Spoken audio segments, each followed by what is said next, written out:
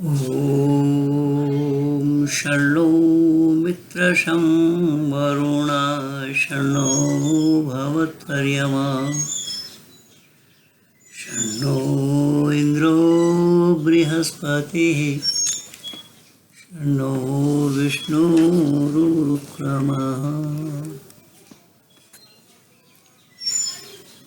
धर्मप्रेमी सज्जनों तथा विश्ववासियों को मैं एक संदेशा देना चाहता हूँ। वो ये है कि वर्तमान समय में संपूर्ण भारतवर्ष में एक भूचाल सा आया हुआ है कि हम भारतवासियों ने जिसे 20 या 22 वर्षों से झेल रहे हैं, पाकिस्तानी आतंकवादियों को, जिन पाकिस्तानियों को या पाकिस्तान के हुक्म इमरानों को सारा सबूत देने के बावजूद भी वह मानने को तैयार नहीं। चाहे वो बम्बई कांड हो, चाहे वो गुजरात कांड हो, चाहे वो दिल्ली का सांसद कांड हो, चाहे नेपाल के काठमांडू से भारत का प्लेन हाईजैक किया गया हो। अब तक जितने जो कुछ भी कांड इन पाकिस्तानियों द्वारा भारत में हुआ है या होता आया है, इन सब का सबूत उन पाकिस्तानियों को दिया जा चुका है और इसके बावजूद भी वह मानने के लिए तैयार नहीं है। तो अभी जो उरी में जो कांड हुआ कश्मीर के अंदर और हमारे 18 सैनिकों को जिन्होंने निर्मम तरीके से रात के अंधेरे में उनकी हत्या की गई, जिससे हमारे भारत के संचालनकर्ताओं से लेकर संपूर्ण भारतवासी बहुत दुखी थे और इस दुख को भारतवासियों के लिए झेलना भी बड़ा मुश्किल हो रहा था। इस बिहार रेजिमेंट के अंदर, गोरखा रेजिमेंट के अंदर या हमारे जो 18 सैनिक मारे गए हैं, उनके घर में, उनके परिवार में जो मातम हो रहा था, वो भारत के लोग उसे सहन नहीं कर पा रहे थे। और हमारे वर्तमान भारत के माननीय प्रधानमंत्री जी के लिए भी वो बड़ा ही असहनीय कार्य हुआ। वो भी इन बातों को हजम नहीं कर पा रहे थे और अपने सारे मंत्रिमंडलों को लेकर, अधिकारी वर्गों को लेकर उन्होंने योजनाबद्ध तरीके से पाकिस्तान वालों को यह जवाब दिया है कि तुम्हारी अमानवीय तरीकों को अब हम सहन करने वाले नहीं हैं। तुमने अब तक जो किया है वह हमने उसे प्यार में बदलने का प्रयास किया था और हमने चाहा भी था। भारत के प्रधानमंत्री जी ने कहा, संदेशा दिया पाकिस्तान को कि हम प्रीतिपूर्वक धर्मानुसार यथायोग बरतना जानते हैं। इसलिए हमारे शास्त्रकारों ने कहा, परित्राणाय साधूनां विनाशाय च दुष्कृताम्। साधु महात्माओं का जय और दुष्कृतकारियों का नाश यह अवश्यंभावी है। और वेद मुक़द्दस में भी परमात्मा ने उपदेश दिया है, इंद्रं वर्धन्तु अप्तुरः अपघ्नन्तु अरावण कृण्वन्तु विश्वमार्यम्। अर्थात तुम अपने धन की शक्ति की वृद्धि करो, इन अराजक तत्वों को नष्ट करने के लिए, इन अराजकों को ख़त्म करने के लिए, मिटाने के लिए। जब तक इन अराजक तत्वों को ख़त्म नहीं करोगे तो विश्व को श्रेष्ठ बनाना, विश्व को आर्य बनाया जाना संभव नहीं हो। यह परमात्मा का उपदेश है। उन्हीं उपदेशों पर चरितार्थ करते हुए, अर्थात उन्हीं उपदेशों को अपने जीवन में उतारते हुए माननीय भारत के प्रधानमंत्री जी नरेंद्र मोदी जी ने पाकिस्तान वासियों को यह बता दिया, पाकिस्तान के अधिकारियों को भी यह सूचना दिया है कि ये मत समझना कि हम चूड़ी पहने बैठे हैं। हमारे हाथ में चूड़ी नहीं है, और चूड़ी हो भी तो रानी झांसी का नाम स्वर्णिम अक्षरों में हमारे इतिहास के पन्नों में लिखा है। केवल रानी झांसी नहीं, ऐसे अनेक माताएं हुई हैं भारतवर्ष के अंदर में, जिन्होंने अपने संस्कृति की रक्षा के लिए अपने प्राणों को निछावर किया, प्राणों की बाजी लगाई। और हम उन्हीं के संतान होने के कारण उनके गुण तो हमारे अंदर में भी आनी चाहिए, और है भी। अब वो है या नहीं, उसे केवल और केवल दिखाने के लिए एक टेस्ट लिया गया कि अब हम भारत के लोग चुप रहने वाले नहीं हैं। जो प्रधानमंत्री के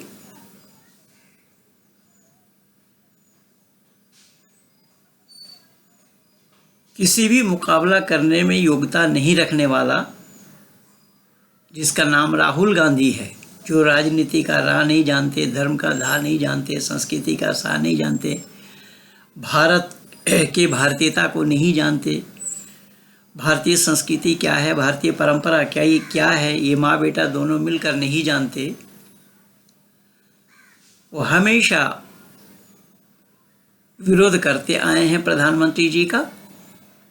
लेकिन कल मैं दूरदर्शन में देख रहा था कि वो राहुल भी माननीय प्रधानमंत्री जी की तारीफ़ कर रहे हैं, जबकि उसके तारीफ़ करने न करने से प्रधानमंत्री जी पर कुछ असर पड़ने वाला नहीं है। और प्रधानमंत्री जी ने कल एक बहुत अच्छा सा चुटकी ली है कि लोग जब अकेले रहते हैं, आसपास में कोई नहीं रहता है, तो गाड़ी के, ट्रेन के, बस के, हवाई जहाज़ के सीट को ही छेद कर देते हैं, क्योंकि उन्हें काम करना होता है। तो यह मनोवृत्ति जिन लोगों की है, ऐसे लोगों के द्वारा न कभी भारत का भला हुआ है और न होने वाला है।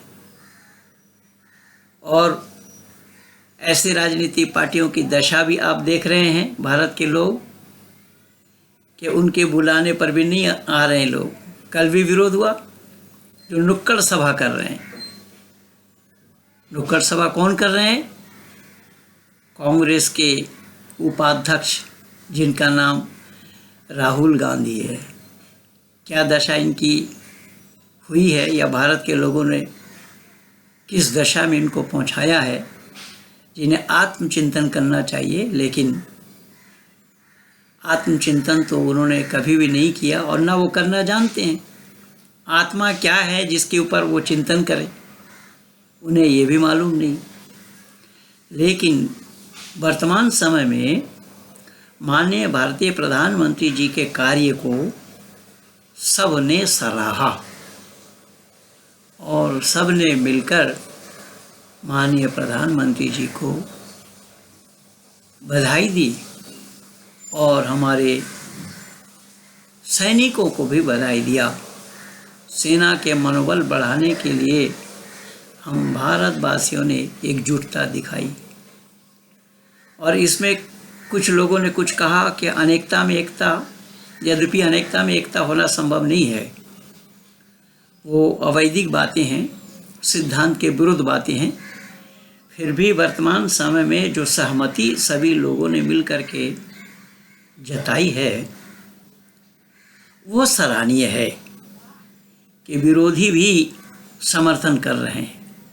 चाहे वो गुलाम नबी आज़ाद हो, ये बेचारे अपने को आज़ाद कहते हैं लेकिन फिर नबी व गुलाम का बताते हैं अपने को, नबी का गुलाम हो करके भी अपने को आज़ाद कह रहे हैं। तो उन्होंने भी समर्थन दिया और कांग्रेस के कई लोगों ने समर्थन दिया, समर्थन किया भारत के माननीय प्रधानमंत्री जी का। उसी श्रृंखला में पाकिस्तान के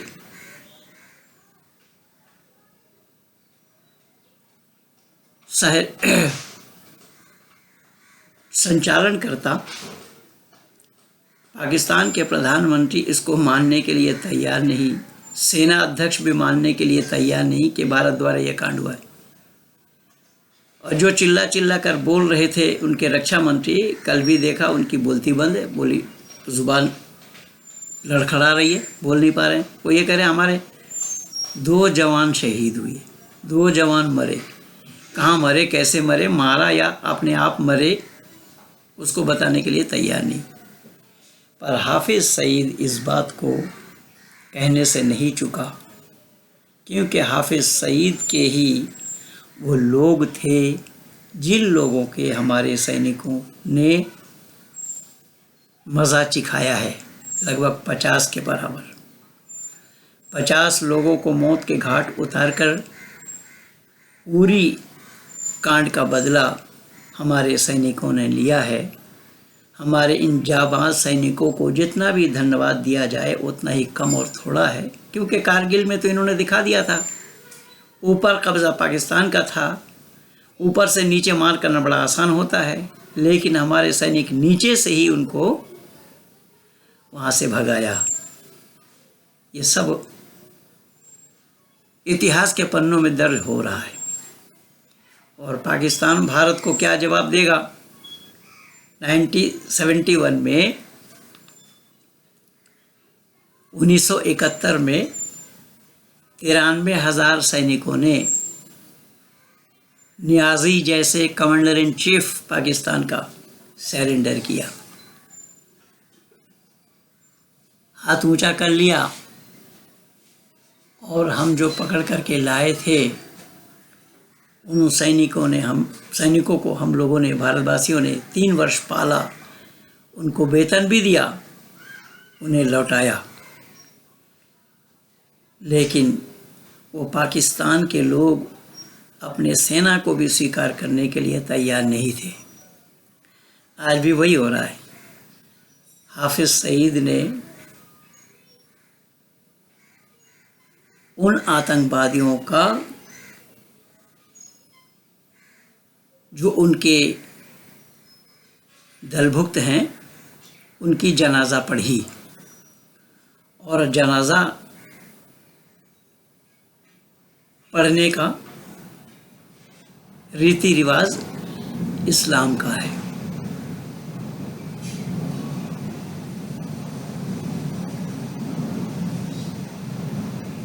मुर्दा को सामने रखकर इशारा से नमाज पढ़ी जाती है जिसमें रुकू और सिजदा नहीं है। लेकिन मेरा सवाल यहाँ ये है कि ये नमाज किनकी पढ़ी गई? उन आतंकवादियों की जिसे पाकिस्तान और हाफिज़ सईद मिलकर मुजाहिदीन कह रहे हैं। मुजाहिदीन के माने दीन के खातिर जो जिहाद करे, दीन के खातिर जो लड़े, गैर इस्लामियों से लड़े, वो मुजाहिदीन है। इस्लाम के जिहादी, इस्लाम के लड़ाकू, उनकी जनाजा पड़ी। लेकिन हमारे भारत के जो सेकुलरवादी नेता अपने को कहते रहे, कहलाते रहे, ख़ासकर ये यादवों की तिगड़ी, लालू यादव, मुलायम यादव, शरद यादव, ये जितने भी यादव हैं, ये सब यही कहते रहे। और कहा तो अटल बिहारी वाजपेयी जी ने भी और नरेंद्र मोदी ने भी कहा है कि आतंकवादियों का कोई धर्म नहीं होता।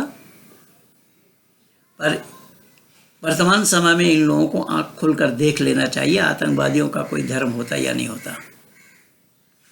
आतंकवादियों का अगर धर्म नहीं होता तो फिर उनकी जनाजा क्यों पढ़ी जाती, वो भी इस्लामिक रीति रिवाज के साथ। और इस बौखलाहट में हाफिज सईद ने भारत को ललकारा, भारत के मीडिया तंत्र को भी ललकारा, भारत के मीडिया तंत्र को भी कोसने में ज़रा सा भी कंजूसी नहीं की और कह रहे कि ये झूठ प्रचार कर रहे हैं, झूठी बातों का प्रचार कर रहे हैं। और इंशाअल्लाह हम बदला लेंगे। किससे? भारत से। मैं कल भी लिखा था फेसबुक में, अपने वेबसाइट में, और आज भी लिखा हूँ, इंशाअल्लाह है क्या?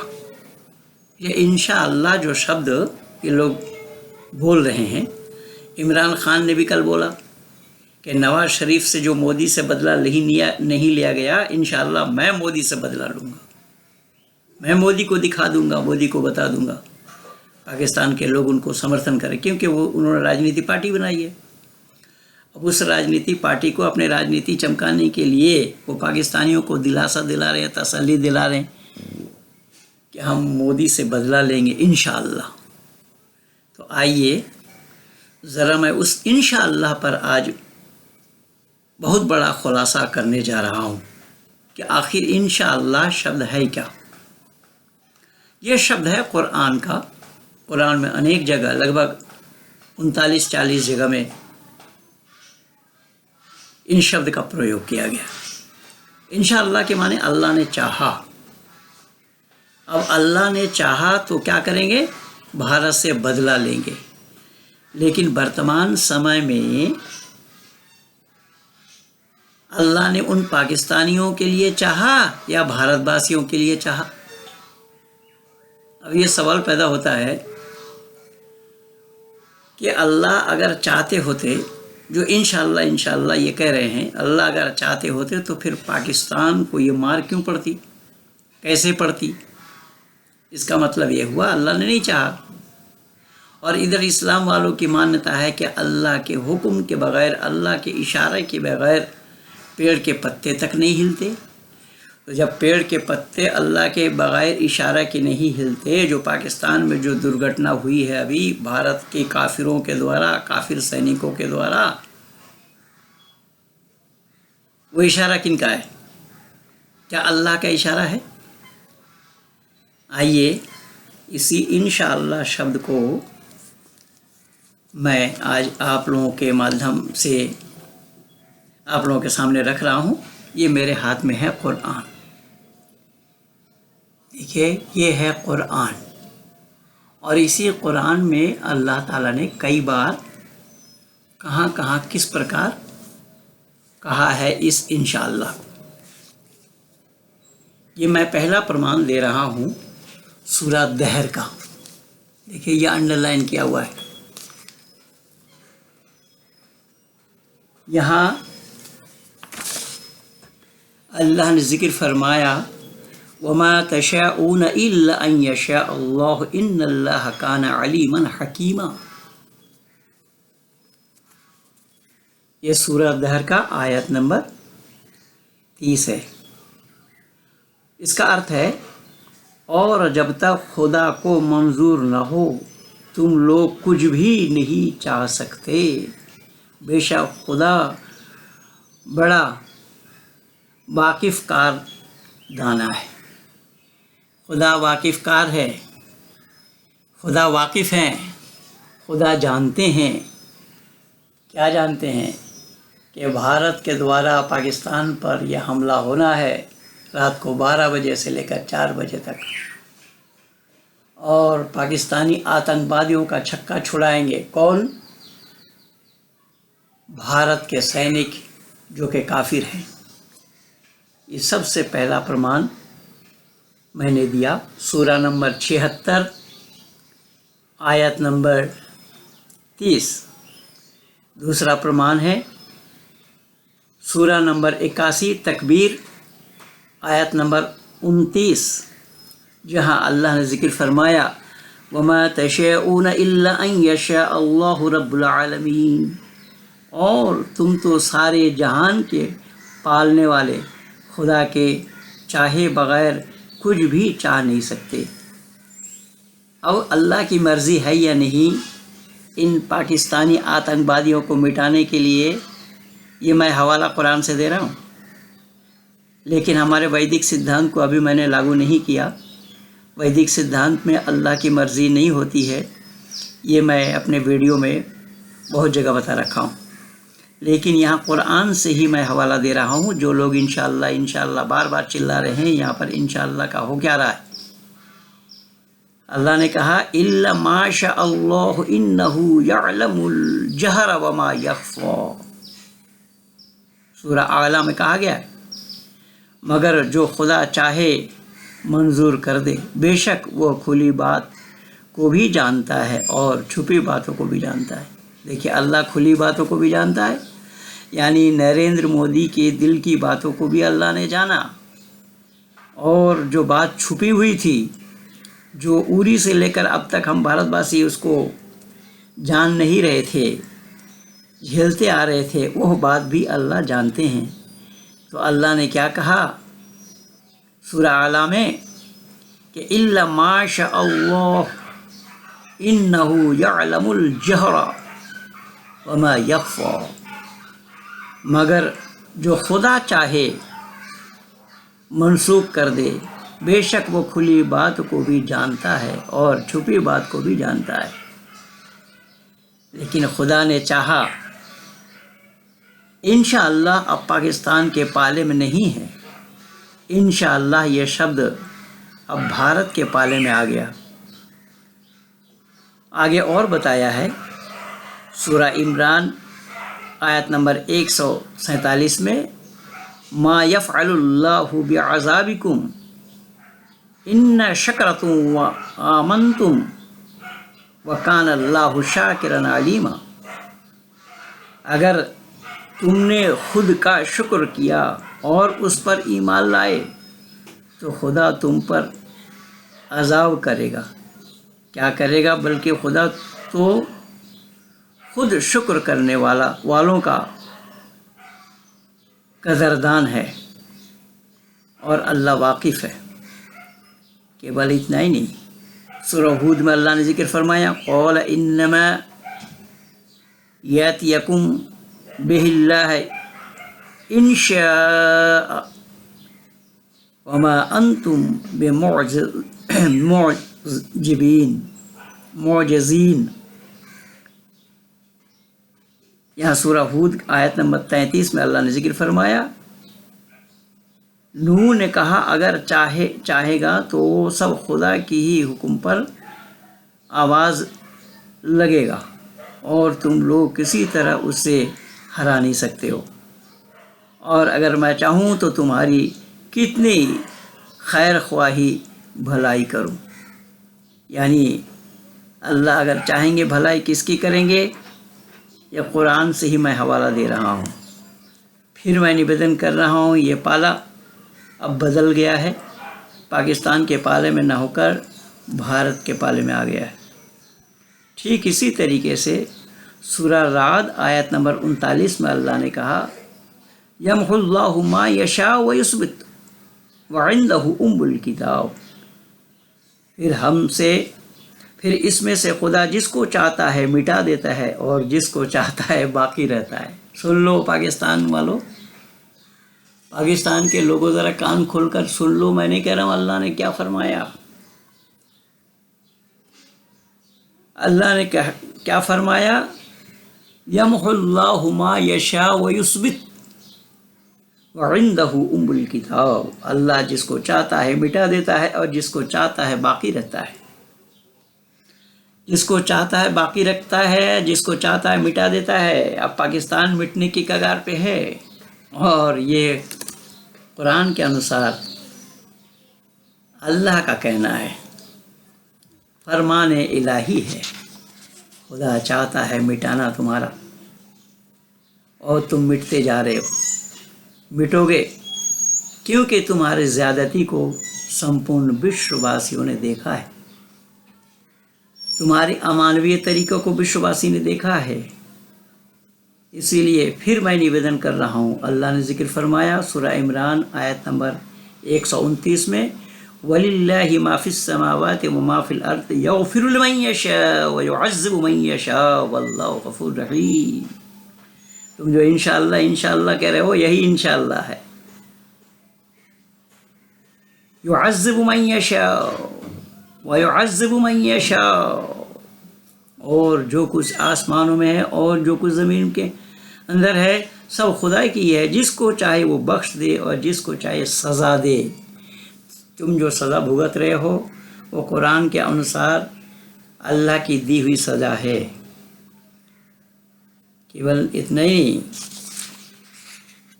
कुरान में अल्लाह ने अनेक जगह जिक्र फरमाया है कि मैं अगर प्रमाण देने लगूं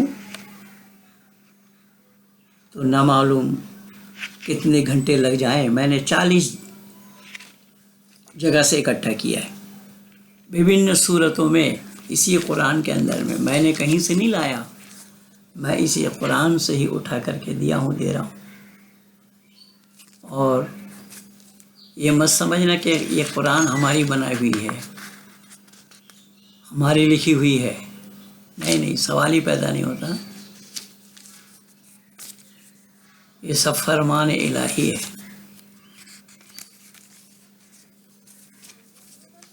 जो अल्लाह ने जिक्र फरमाया है